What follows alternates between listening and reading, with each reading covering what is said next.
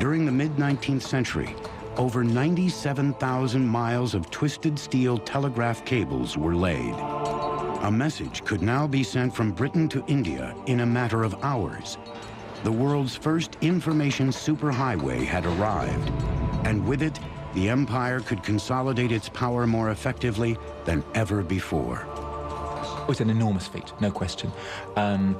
It's something which simply was not conceivable before they did it. Engineering advances not only united the empire, they triggered a manufacturing boom unlike any seen before.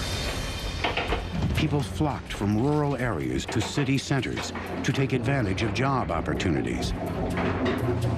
And as productivity skyrocketed, so did the population of its nerve center, London.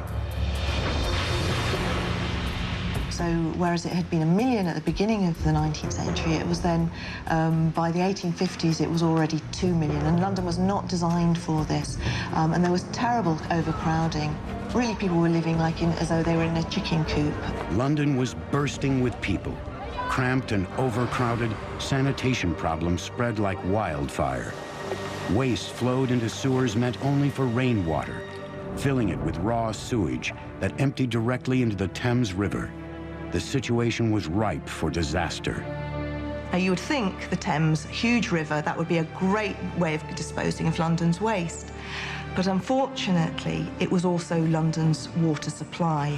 So the waste of 2 million Londoners was being shunted into the Thames, and then Londoners were actually drinking this.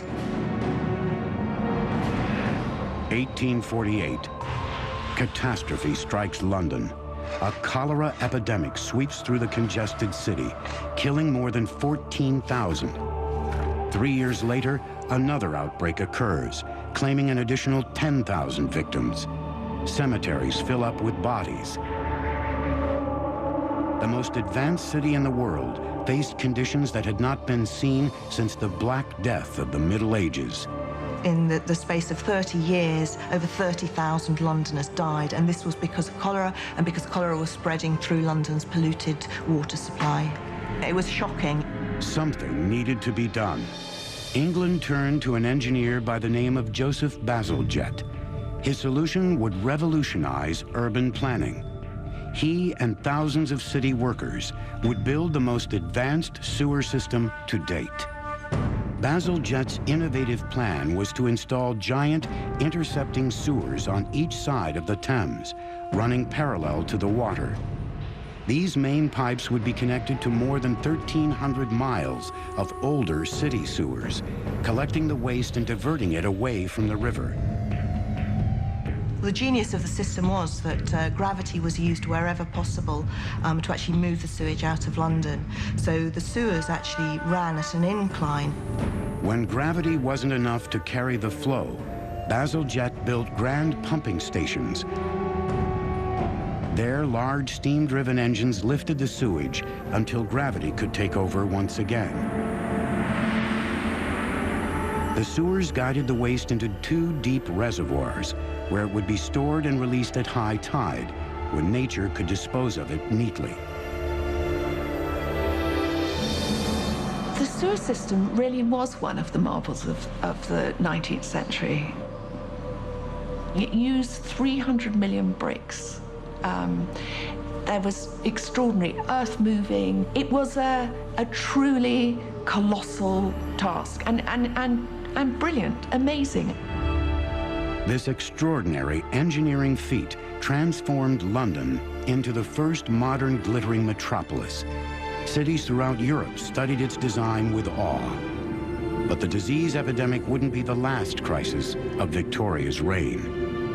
If you read Hard Times or Oliver Twist or David Copperfield or any of the other genius works by Charles Dickens, you'll get a sense of the staggering overpopulation in London in the 19th century. And some of the fallout of this horror was the sheer volume of traffic in London, a chaos of pedestrians and horses and carriages and carts hauling everything from hay to hardware. The traffic from the south alone was bottlenecking the London Bridge such that London felt like it was choking to death on its own success. London needed another river crossing, but a traditional bridge would block the big merchant boats coming upriver to the port. No, what London needed was a drawbridge, like that one. The drawbridge would be the largest and most sophisticated of its kind. It would be called the Tower Bridge. The structure is solid steel covered in stone to make it look like the nearby Tower of London. When the bridge was built, the 1,200-ton leaves, or bascules, were lifted by steam-driven engines. The power-turned toothed pinions along a curved steel rack riveted to the outside girders.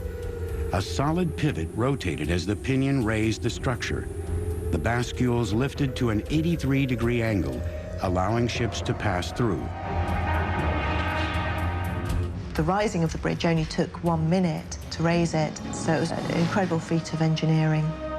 It took more than 400 men and 8 years to build Tower Bridge. Today, it is one of the most famous and recognizable bridges in the world. Despite being the driving force behind these staggering works of engineering, Albert didn't live to see them. He died in 1861, shattering Victoria. Queen Victoria fell into grief the like you have never seen. For close to 10 years, Victoria sat in isolation from her country. But when she finally re-emerged into public life, she was stronger and more powerful than ever before. The immature teenager had redefined herself into a ruler of the modern age and took her rightful place as leader of the British Empire. All over the world, statues to Victoria are erected. There are massive celebrations all over the world, and in many cases, those celebrations are joined by the colonized peoples. She becomes a figure of affection. Victoria had become the symbol of the empire's splendor and might, and her reign would mark the apex of British power around the world. The British Empire now had possessions on every major continent and could claim more than 400 million people under its rule. No other country could rival its immense power. It was the largest empire the world would ever see. Queen Victoria died in 1901 at the dawn of the 20th century. She presided over a realm as large, as optimistic, confident, and as innovative as any in history. The British Empire had dragged mankind smashing into the modern age with mass production, rapid transit, and communication. The world would never be the same.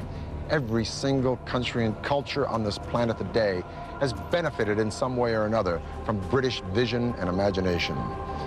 The sun may have finally set on the British Empire, but regarding the miracles of the modern age, the sun never burned brighter. For the History Channel, I'm Peter Weller.